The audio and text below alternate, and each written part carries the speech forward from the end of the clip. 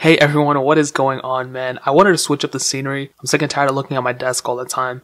And I figured you guys might welcome the change, But man, I just did a video on the iPhone 5S and why you should pick it up. I guess the top 5 reasons on why you should still get the iPhone 5S. But today we're only going to be negative and pessimistic, and we're talking about the top 5 reasons why not to get an iPhone 5S in 2018. Now the first thing, I'm gonna be honest, it's not the fastest phone. It wasn't even the fastest phone at the time. I really don't think this is suitable enough even for me to use as a daily driver. I probably could get by, but I wouldn't like it.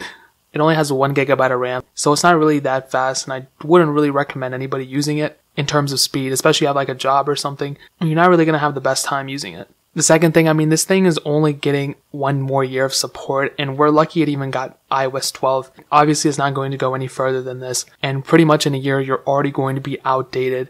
You're not even going to be able to use this phone that much longer afterwards because app stores and app developers actually stop supporting certain iOS versions after a certain amount of time. So you're not even going to be able to use it for that much longer. And we're seeing the same thing with iOS 9. I believe once iOS 12 comes out, phones on iOS 9 are going to stop being supported with a lot of apps, so eventually apps are going to not be supported on the iPhone 5S. Now, if I'm going to be completely honest again, the third thing, battery life sucks on this thing. It wasn't really too good. I've noticed as soon as iOS 11 hit, it just went down. It just went down like crazy. Battery life isn't that good on here.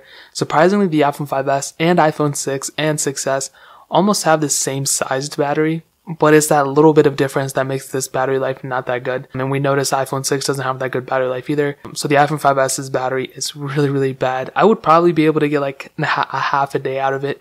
And the reason being is because this is such an old phone, the battery inside is not removable, so it has the same battery from the first day we got it. So the battery has deteriorated quite a bit, and that's definitely a huge factor when it comes to even recommending this phone.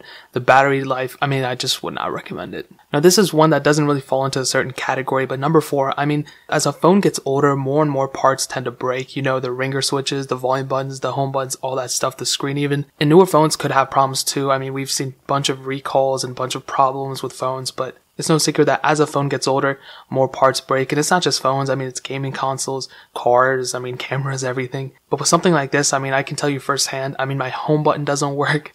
My fingerprint sensor doesn't work on here either.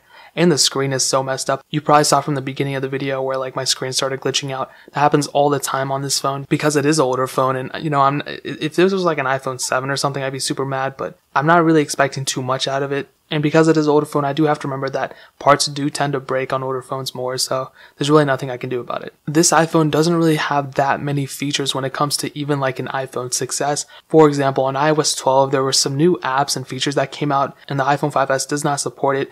And because it doesn't have the same chipset or whatever, one of these examples is the Measure app, the app you can measure stuff with and all that stuff. You cannot use that on this phone because I guess it's too old to use it, or it doesn't have the capability of doing so. This phone also does not have Force Touch. It doesn't have a Raise to Wake. There's some minor features that some of you guys might like that this phone does not have. And one of those major ones for me is the Apple battery repair program, where they said they were going to repair batteries for iPhone 6 and newer, not the 6S, just the regular iPhone 6 and newer phones. But the iPhone 5S does not qualify for it, which I'm kind of salty about, but that is kind of a big deal to me because this phone's battery isn't that good. So you have to actually go in and repair this yourself, or I guess you could take it to the Apple store, but they're going to charge you so much money to do it. So it is kind of messed up that they did that, but there's really nothing we can do about it. So guys, those are my top 5 reasons on why I wouldn't really recommend the iPhone 5S right now. It's not like a horrible phone. If you want to see the top 5 reasons on why to get an iPhone 5S, it'll probably be in your recommended. Just search through that video or search on my channel. I just did it like 2 days ago. And you can learn more about the iPhone 5S and whether you should get it or not. And guys, that is pretty much it. If you have any questions or anything, leave it down in the comment section below. Hit that like button, that'll mean so much, but definitely hit that subscribe button. We're still doing the iPhone 6S and iPhone SE giveaway. In order to enter, all you have to do is subscribe to the channel and follow me on Twitter and Instagram. Both those links will be down in the description, as well as a video explaining more about the giveaway. But more importantly than everything else, I love every single one of you guys, and hopefully I'll catch you guys in the next video. Peace out till then.